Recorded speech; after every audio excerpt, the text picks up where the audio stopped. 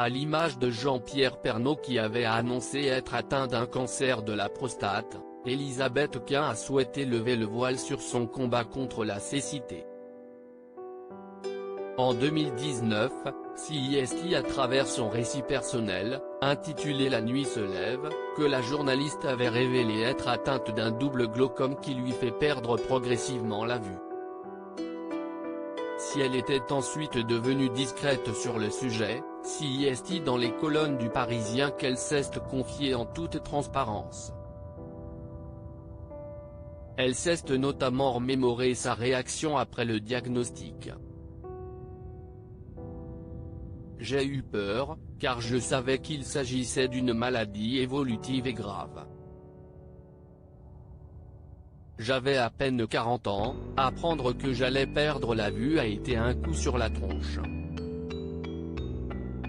Refusant d'admettre ce lien entre la maladie et moi, j'ai traversé une période de déni qui a duré 6 mois. Puis une amie m'a raisonné.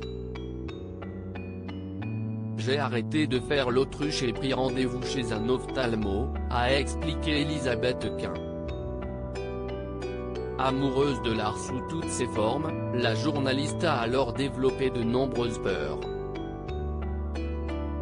Elle raconte, de ne plus pouvoir faire les choses que j'aime, contempler le visage de ma fille, aller au spectacle et au cinéma avec mon amoureux, m'extasier devant un paysage, admirer un tableau, travailler. Moi qui dévore la presse et la littérature, ma plus grande angoisse est de ne plus pouvoir lire. Une amie aveugle m'a conseillé de m'initier au braille, par anticipation.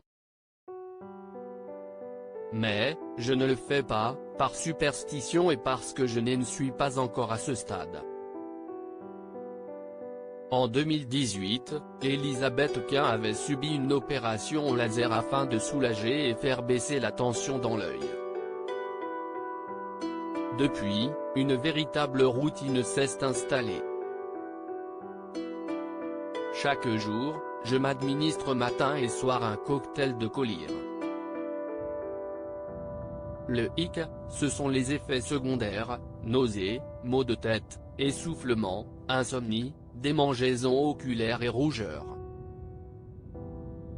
A-t-elle expliqué ? La perte de la vision n'est pas une fin. Si Elisabeth Quint se prépare à perdre la vue, cette pensée lui est encore très difficile. L'animatrice a expliqué, « J'ai un œil particulièrement abîmé et l'opérer deviendra, un jour, indispensable. Mais cette intervention est très risquée et j'essaie de la retarder au maximum. » Malgré ses craintes, la jeune femme s'est énormément renseignée sur le parcours de personnes aveugles. Pour le Parisien, elle s'est notamment souvenue du parcours de Salim Ejnaini qu'elle avait reçu dans 28 minutes sur Arte. Frappé par un cancer de la rétine à l'âge de 6 mois, il est devenu un cavalier hors pair et participe, avec des valides, aux plus grandes compétitions de saut d'obstacles. Ce genre de parcours me laisse penser que la perte de la vision n'est pas une fin. Et qu'il y a une lumière au bout du tunnel.